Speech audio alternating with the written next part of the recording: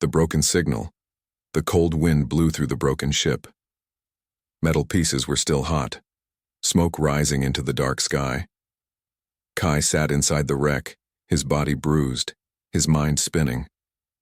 But none of that mattered. He held a small device in his hand, a signal receiver, old and cracked, and it was still glowing. He pressed the replay button for the 100th time. Through static, one word came again and again. Soft. Weak. Desperate. Kai, his hands shook. It was her voice.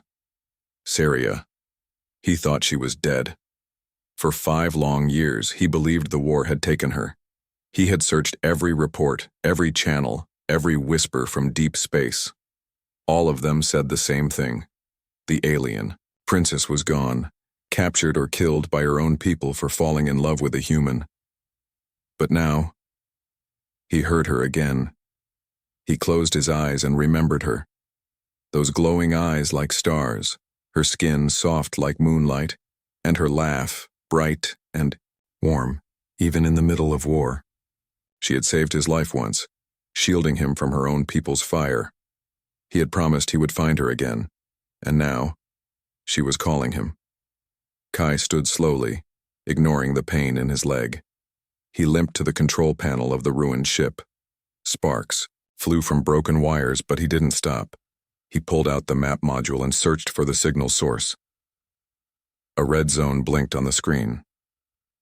Rethak, a name that made even bounty hunters afraid. A gladiator world.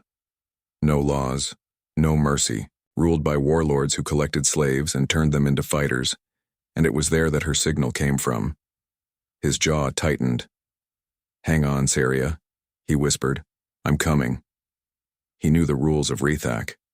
No one got in without a fight, and no one got out without blood on their hands. But Kai didn't care. He had nothing left in this galaxy, except her. He pulled out a small metal box from his belt and opened it. Inside was a necklace. It had once belonged to her. He had kept it close all these years. He held it tight, his fingers shaking with emotion. He stepped outside the ship. The cold air bit at his skin, but he didn't flinch. Above him, the sky shimmered with alien stars. Somewhere out there, she was waiting. He looked up at the stars and made a vow. "No matter how many warriors stand in my way, I will reach you." He found a half-broken flyer near the wreck. It was small, barely working, but it had enough fuel for one trip. Just one. He climbed inside. As the engines roared to life, Kai looked at the stars again. Rethek was waiting. So was she. And nothing would stop him now. Far across the galaxy, deep inside the stone towers of Rethak, a girl lay on the floor. Her wrists were bound in metal, her clothes torn, her body weak from years of pain. Saria breathed slowly. Every breath hurt. But she didn't cry. Not anymore. She whispered the name again, her voice barely more than a breath. "Kai." The guard outside her cell didn't hear her. He was busy laughing with the others, but in her heart she felt something. Hope, for the first time in 5 years. She felt it. The blood towers of Rethak. They said Rethak was a place of honor. They lied. When Kai's ship came out of lightspeed, it didn't even get close to the planet's surface before being hit. Not by missiles, but by tractor beams. Rethak didn't wait for you to land. It pulled you in, like a predator dragging prey into its nest. The flyer shook, alarms screamed, and Kai barely held onto the controls. Red warning lights filled the cabin. Fire burst from the back thrusters. He braced himself for the crash, and then everything went black. He woke up in chains. Thick metal cuffs bound his wrists and ankles. His weapons were gone. His jacket, torn. Blood trickled down the side of his face. Around him the air stank of sweat, dirt, and something worse. Fear. He was not alone. Humans, aliens, hybrids, all of them prisoners. Some looked broken, others just stared at the walls. The guards didn't speak, they didn't need to. Their armor was marked with blood symbols, tallies of kills, trophies from defeated fighters. Kai didn't speak either. He was waiting, watching, learning. They dragged him into the first arena the next day. No trial, no questions. Just a sword, tossed at his feet and a massive door opening in front of him. A creature stepped out, twice his size, with 4 arms and fangs like knives. It roared so loud, the stone floor shook. The crowd above screamed for blood. Kai picked up the sword. It was old, chipped, barely sharp, but he didn't need sharp. He needed time. He dodged the creature's first swing and rolled beneath its legs. Fast. Desperate. He wasn't here to win glory. He was here to survive. The beast charged again, but Kai used its weight against it. He slammed the sword into its side, then again and again. The final blow wasn't clean. It wasn't graceful. It was messy, savage, human. The creature dropped. The crowd fell silent. Kai stood over the body, breathing hard, blood on his face, but not his own. And then, the announcer's voice rang out through the arena. The human lives. They tossed him back in the cell. No words, no food. Just a new mark scratched into the wall outside, and they won kill. The others began to watch him differently. A week passed. 3 more fights. 3 more kills. Each time they gave him a new opponent. Bigger, stronger, more deadly. Each time he came back. Slower, more injured but alive. One night, an old prisoner whispered from the dark corner of the cell. His voice was dry and cracked. "Why do you fight?" he asked. "You have no chance. No one ever reaches the blood tower." Kai looked up. "Someone's waiting for me." The old man scoffed. "We all have someone. They're all dead now." Kai didn't reply. Instead, he closed his eyes and saw her again, Saria smiling at him under the alien stars, her silver hair blowing in the wind. The glow in her eyes when she told him, "You make me feel alive." The memory kept him warm through the night. The next day, a guard kicked his cage open. "You fight again," the alien growled. Kai nodded once. He didn't ask who. He didn't care. They led him to a new arena. This one was different. There were no cages, no bars, just a circle of fighters standing around him. Warriors from every known race. 50 of them. Armed. Armored. Waiting. Above them, high in the tower, a figure watched from behind black glass. Kai couldn't see who it was, but he felt her presence. Saria. His heart pounded harder than it did in any battle. Somehow he knew she was up there, and they were showing him what stood between them. He took the sword from the ground and raised his chin. 1 against 50, and this was only the beginning. In the highest level of the tower, behind a curtain of chains and silence, Saria sat on the cold floor. Her hands were chained above her.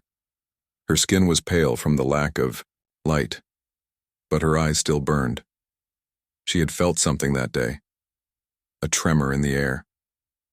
A presence she hadn't felt in 5 long years.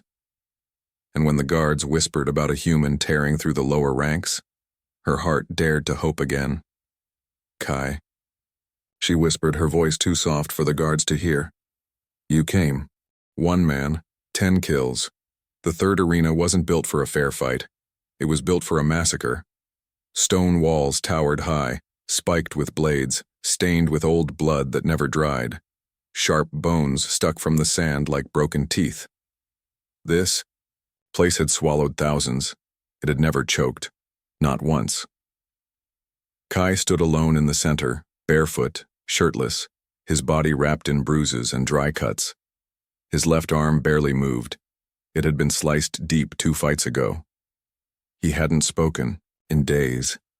Hadn't needed to. A horn sounded deep and cruel like the growl of some ancient beast. Above him, alien nobles and warlords filled the stands, their eyes glowing, their mouths hungry for death. Warriors from 100 worlds gathered to see the human die. "He won't last a minute," someone spat from the seats. The gate creaked, open. One warrior stepped out, tall, armored in black plates. 4 jagged blades strapped to his back. Then another, and another. 10 warriors entered. All elites, killers of their kind. Kai didn't flinch. He bent down, picked up the rusted blade, tossed at his feet, and exhaled slowly. His eyes didn't scan the crowd. They didn't search the skies. They only watched the space between those 10 enemies, the narrow path he would carve through them. The first warrior rushed, fast, loud, full of pride. Kai didn't meet him head-on. He sidestepped, slammed the hilt into the side of the alien's knee, and pivoted behind. One sharp motion, and the blade tore through the back of the neck. Blood hit the sand. The crowd went silent for a moment, but the others came fast. A second fighter swung wide.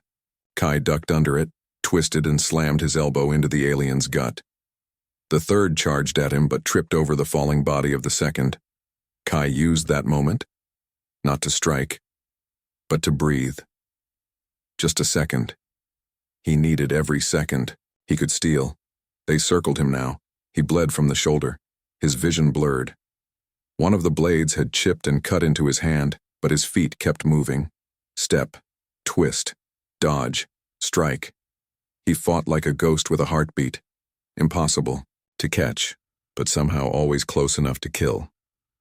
By the time the sixth warrior fell, even the crowd wasn't cheering anymore. They were watching, silent, stunned. This wasn't a fight. This was a promise, a message written in blood. He would not stop. He wasn't here for glory, not for freedom. He was here for someone, and that someone made him deadly. The ninth warrior knelt, not from injury, but out of respect. "Why do you fight like this, human?" he asked in his deep, guttural voice. Kai didn't answer with words. He looked up, past the crowd, past the fire and noise, toward the black glass at the top of the tower. He stared straight through it, and for a brief second, someone behind that glass stood up. A thin figure, bound in light chains, her silver hair glowing in the firelight. Kai lowered his sword. Then, like a storm, he finished the last two warriors. The blood soaked his legs. His fingers trembled. His lungs burned. But his eyes, they stayed fixed. The announcer's voice cracked over the loudspeaker, louder than ever before. 10 kills. Alone. The warlords in the stands murmured. Some clapped, some watched in fear. No human had ever made it this far. No creature had ever fought like this. They didn't understand. He wasn't fighting for life. He was fighting toward something. In the upper cell, Syria felt it. Not just hope, not just a flicker of emotion, but fire. For the first time in years, she stood without shaking. Her chains rattled. Her heart, once hollow, now beat like thunder. "He's here," she whispered. Her guard turned and laughed. "You still dreaming about that human?" She didn't answer him. She didn't have to, because she could feel the truth in her bones. Kai was coming, and Rethak would burn before he stopped. The voice behind the wall, the knights on Rethak, were never silent. Screams echoed through the towers, the sounds of metal on bone, of chains rattling, of prisoners begging. But tonight, something was different. The blood tower hummed, a low, pulsing sound, like the planet itself had begun to breathe. Kai stood inside a narrow stone hall, his chest rising and falling with slow, painful breaths. His hands were bandaged with torn cloth. His body, covered in fresh bruises and half-healed wounds, leaned against the wall. He wasn't resting. He was listening. Through the wall came a sound, faint, hidden behind layers of stone and steel. A voice, not crying, not screaming, singing, soft, broken, but steady, a melody only 2 people in the galaxy would know. His lips parted and his heart forgot to beat. "Syria," he whispered. He pressed his hand against the wall. Stone met skin. But his mind was far beyond it. He was 16 again, standing under the alien trees of her world, listening to her hum that same tune while they hid from assassins. Back then her voice had been clear, playful, full of fire. Now it was tired, worn, but it was still her. "You're close," he said, his voice cracking for the first time in weeks. And then he heard it, a pause in her song. She had felt him, too. On the other side of that wall, Saria sat with her knees to her chest, chains tight around her wrists. Her lips trembled. She had been singing to herself like she always did when she feared she'd never wake up again. But this time, she'd felt something strange. Not fear. Heat. Strength. Him. She crawled to the far end of her cell and placed her hand against the wall on the other side. Kai pressed his palm to the same spot. Stone between them, years between them.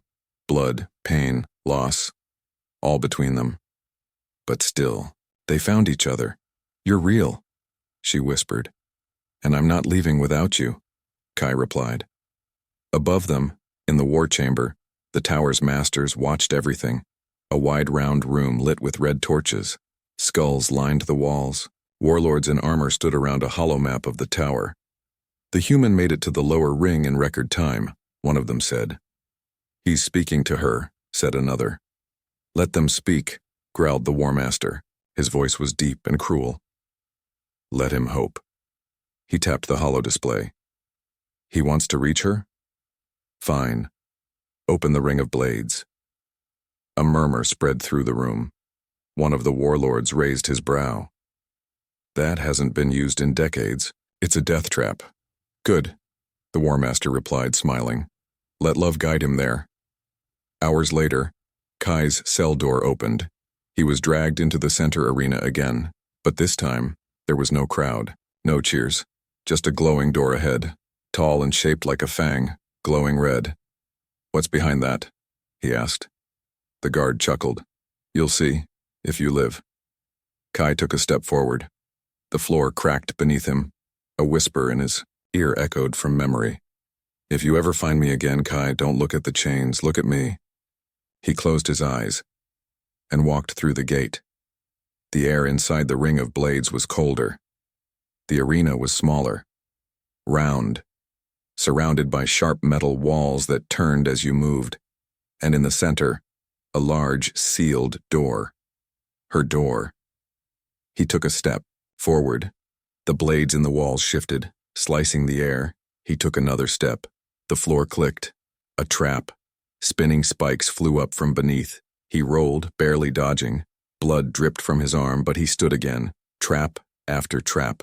Blade after blade. The ring was alive. But so was he. He moved not like a fighter, but like a man with purpose. He wasn't walking toward freedom. He was walking toward her. And no machine, no wall, no blade would stop him. Behind the final door, Saria sat in the dark. When the chamber trembled and the floor shook, she didn't flinch. She smiled. He's almost here, she said to herself. The guards outside her door shifted nervously. They didn't know it yet. But the human had already changed. Everything. 100 blades. The floor beneath Kai's boots felt like it was breathing. Each step echoed not just through the chamber but through the bones of those watching above. 100 warriors waited for him. They stood on stone platforms, above a pit carved from black rock arranged like a circle of executioners. Their armor glinted like teeth in the torchlight. Each warrior bore the mark of a different world: jungle beasts, frost kings, desert killers, and skyborn hunters. Many had never been defeated. Most had never bled. All of them had come to kill. Him, Kai stood alone on the lower platform staring up. He had no shield, no armor, just one worn blade tied to his back and a long cut running down his ribs from the last fight. He didn't tremble. Instead, he reached into his belt and pulled something small, a necklace, dull and simple, a circle of silver with a crystal at the center. He kissed it once. Then he whispered, "You waited for me. Now I'll show them why they should never have touched you." Above, in the sealed throne room at the top of the tower, the War Master watched with cold amusement. "We gave him every chance to die quietly," he said, sipping from a glass of black wine. A younger warlord beside him shifted nervously. "You think he can kill 100? No." The War Master smiled. "But he'll try, and that makes it beautiful." Kai took his first step into the pit. The horn blew, not one of victory, but of slaughter. The first warrior dropped from the upper platform. Heavy, fast, armed with twin axes that sparked when they scraped together. Kai didn't wait. He rushed forward with no warning, sliding low under the first swing and driving his shoulder into the creature's knee. The warrior stumbled. Kai jumped on its back and drove his blade into its throat. One down. A scream rang out. The others were already leaping in. Kai didn't count. He didn't need to. He could feel the storm of movement around him, boots crashing into the dirt, weapons slicing the air. He moved through them like fire moves through dry leaves. He didn't fight clean. He fought close. He bit when he had to. Broke fingers. Used. His environment and walls, bones, discarded blades, and anything he could touch. And still they kept coming. 10 became 20. 20 became 40. His shoulder was dislocated. One eye swelled shut. Blood poured from a deep cut in his thigh. But still he moved. Still he stood. And above, the crowd changed. At first they had laughed. Now they leaned forward in silence. They didn't see a man anymore. They saw something else. Something burning. Something unbreakable. In the cell beyond the arena, Syria sat motionless, the walls shaking with every blow outside. She heard it all, the footsteps, the roar of the crowd, the sound of 100 blades clashing in a single moment. She pressed her fingers to the wall and whispered, "You're here. I know you're here." Her chains clinked gently like they too were listening. Kai slammed the hilt of his blade into a warrior's throat, spun around and stabbed another through the eye. He fell to one knee, panting. 3 enemies remained. They circled him, unsure. Now he was barely standing, but something in his gaze made them hesitate. Then Kai grinned, blood on his teeth. "What's the matter?" he rasped. Afraid of a dying man, they charged, and one last time. Kai gave them everything he had. When the final warrior hit the ground, Kai collapsed beside him. He didn't get up right away. He just lay there, breathing. For a moment, all was quiet. Then the floor beneath him shifted. The center of the arena opened, and a staircase appeared, narrow, ancient, and leading into the heart of the tower. Kai pushed himself up, step by painful step. Blood dripped from his fingers, his knees buckled. But he kept going, because he wasn't walking toward a door, he was walking toward her. And this time, nothing stood in his way. The chains fall, the stairwell was narrow, carved into stone older than any civilization still breathing in the galaxy. Each step Kai took echoed like thunder in his ears, even though his body moved like a shadow.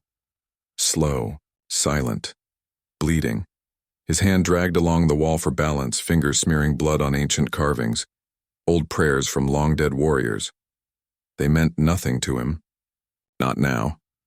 Every muscle in his body screamed for rest, but his heart beat with one name. Syria. The corridor opened into a wide chamber. Torches burned blue on the walls. Shadows danced, and in the center, she hung. Her arms were lifted above her, wrists bound in glowing metal chains, her legs folded beneath her, too weak to stand. Her silver hair was dull now, tangled and lifeless. Bruises marked her shoulders. Her clothes were torn, but her eyes opened, and they saw him. "Kai," she whispered, not loud, not certain, as if saying his name might break her mind for good. He stepped forward. She gasped, not from fear, from disbelief. He dropped to his knees in front of her, and in that moment, time collapsed. It was no longer a burning war tower, no longer the heart of enemy territory. It was just them, 2 souls who had waited too long to breathe again. He reached up with shaking hands. "You found me," she breathed. He didn't answer with words. He pressed his forehead to hers, their breaths mixing, their pain shared without a sound. Then he pulled the blade from his back, cracked, almost broken, and jammed it into the base of the glowing chains. A flash of light. A loud crack. The first shackle fell. He did it again. The second chain broke, and she collapsed into his arms. He caught her barely. His legs gave out and they both hit the ground, tangled together, bleeding and breathless. She looked up at him. "You're hurt," she said. He laughed. It was dry and ragged, but still full of something she remembered. Defiance. "You should see the other 100. He replied. She laughed too, and then began to cry. Her fingers gripped his shirt. "I thought they killed you," she whispered. I thought I was alone." Kai stroked her cheek with a hand that couldn't stop shaking. "You were never alone," he said. "I felt you every day, every breath." She closed her eyes, burying her face against his chest. But their moment ended too fast. The tower shook. Alarms screamed. Red lights flashed. Kai looked toward the far end of the chamber. A heavy door was opening. Armored footsteps echoed. Voices shouted in an alien tongue. They were coming. He looked down at her. She was too weak to run. Her body trembled in his arms, but her spirit, it burned behind her tired eyes. "Can you walk?" She shook her head. "But I can fight, if you help me." Kai nodded. He reached down and lifted her. She was lighter than he remembered, but the fire in her touch, that was still the same. He handed her a blade from the wall, then took another for himself. They turned to face the hallway as the first of the tower guards came into view. 10 of them, armed, armored, fast. Syria whispered something in a language only he understood, a war chant. Then side by side, they struck. He blocked. She stabbed. He fell and she pulled him up. She collapsed and he caught her. They moved not as two, but as one. A pair the galaxy tried to break, and failed. By the time they reached the surface, half the tower was in flames. Kai's arm was limp. Syria was barely standing, but they walked into the light together, smoke rising behind them, bodies left in silence. A small enemy ship sat on the landing pad, unguarded. Kai looked at her. "One last run?" She smiled. "Always." They climbed aboard. As the engines roared and the tower faded into the distance, Kai looked at her, barely able to believe she was real again, and Syria reached out, touched his face and whispered, "They chained me for loving you. Now let them chase me for being free."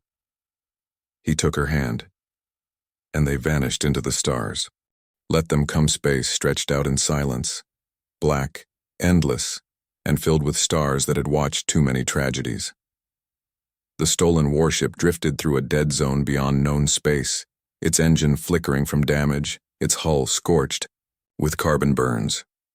Inside, the lights blinked dimly and the scent of smoke and blood still lingered. Kai sat in the pilot's chair, one eye swollen shut, his hands wrapped in stained cloth. He stared out the window, not really seeing the stars. His mind was still trapped in that tower, in the screams, the blades, the pain, but also in the warmth of her. Behind him, soft footsteps echoed. Syria. She walked slowly now, her strength returning in pieces. Her body still wore the marks of years in chains, but her eyes, they had changed, no longer hopeless. Now they carried fire. "We're being followed," she said, her voice steady. Kai didn't turn around. "How many?" "More than 50 ships. Maybe more. Not bounty hunters. Military." He nodded. He had expected this.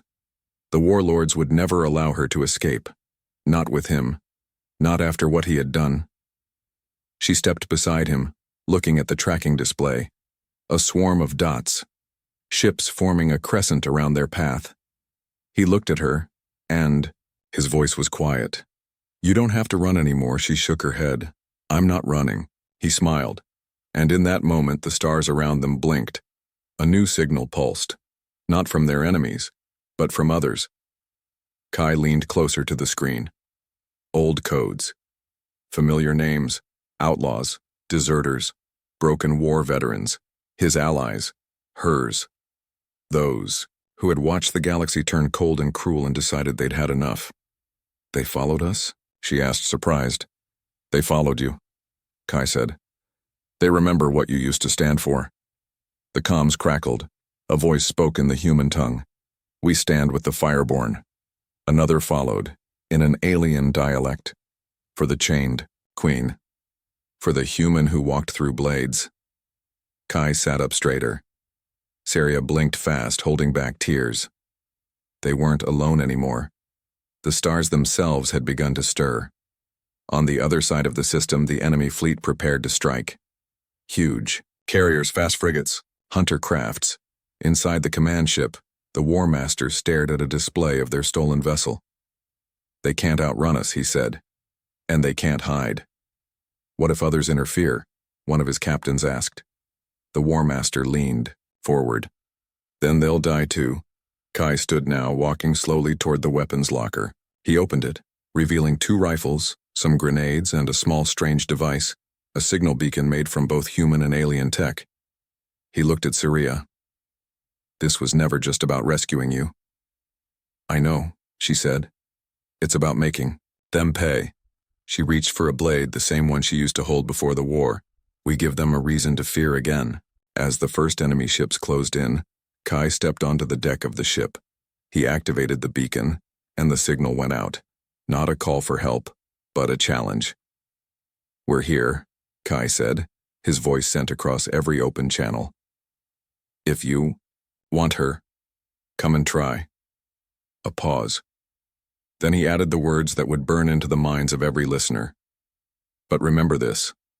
I fought through 100 of your warriors, and I'm still standing. What do you think I'll do to you?" Behind him, Saria stood like a flame in the wind, scarred but unbroken. Their enemies arrived in waves, but now, so did their allies. Ships blinked into the system, pirates, rebels, forgotten fleets, and one by one, they turned their weapons toward the Empire. The sky filled with fire, and the war that began with love would now end with a legend. For years, after, stories would spread of the human who would not fall, of the alien queen who shattered her chains, and of the day 100 ships came to take them, but none of them returned. Let them come. That was the last message heard, before the stars went silent.